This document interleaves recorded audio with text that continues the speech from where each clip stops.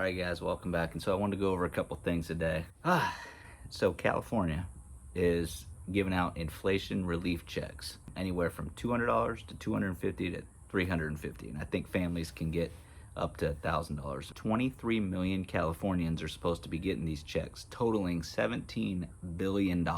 So here's the thing: I'm not an economist, but I'm just an average guy with some common sense thinking here. Passing out more money is like putting on a band-aid that we know is going to infect the wound. We can't cause more damage. We got to look further down the road, like what's going to happen in 6 months, 12 months. You know, we can't just be printing money and passing it out or sending checks. Sending checks is the same thing as printing money. Now, my understanding is that since January 2020, the US has printed 80% of all money in existence. That's too much. Again, common sense, people. More money means it's worth less. Inflation isn't your dollar's not being worth more, it's the devaluation of your dollar. I mean, let's look at how this has worked in history, historically, right? 1923, Germany. Germany was trying to pay war debts. There was a worker strike going on that the government wanted to support, so they started printing out money, sending out checks. It was supposed to be temporary. It ended up just cascading into this bigger thing. Think about it. They had this big situation that got them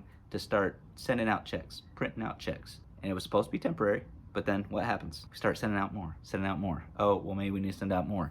And then before you know it, you got hyperinflation happening. We had COVID.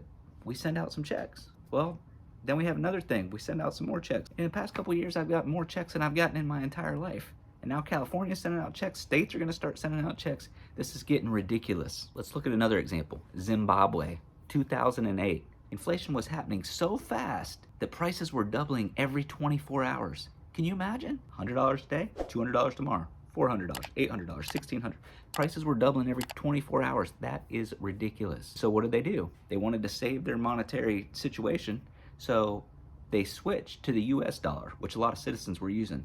But here's the thing, that was Zimbabwe. We can't switch to the US dollar because we are the US dollar, right? There's no other dollar that we can switch to. I mean, we could switch to the euro, but once we start switching dollars, once our dollar gets to that point, we used to back our currency with gold. We don't do that anymore. And there's a lot of countries, you know, China, I think, is still backing their currency with gold, right? They're stockpiling gold. But a lot of countries have moved to backing their currency with the US dollar. If we don't get this under control, things are going to get way out of hand real quick, because we are kind of the catch-all. We were the insurance plan for countries. Whenever they had hyperinflation, they'd switch to the US dollar, they could save some things, right? We are the world currency.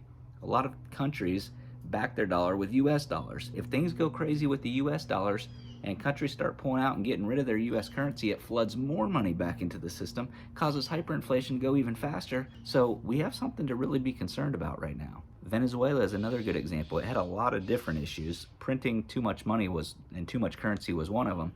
But at this point, 3 million residents have fled the country because of hyperinflation. That's 10% of the population. But can you imagine if it got that bad in the US and residents started fleeing to other countries?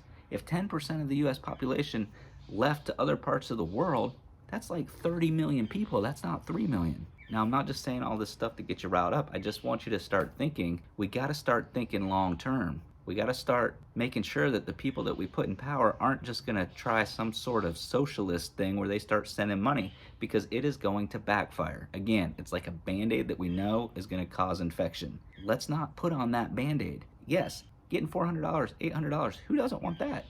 You get a check in the mail, oh yeah, this helps. I put gas in my car, I can do whatever. But if it means that you're not gonna have money 6 months down the road and it's gonna be even worse, do you really want it? So what can you do? One thing you can do is start earning more money now. If you're worried about hyperinflation, you're worried about inflation, you're worried about where the economy is going, there's more month at the end of the money, then watch my next video where I go over what you can do about it on your own personal level. You know, you can't do anything on a national level, but you can do something to start bringing in more income for you and your family. Dig your well before you're thirsty. Watch my next video.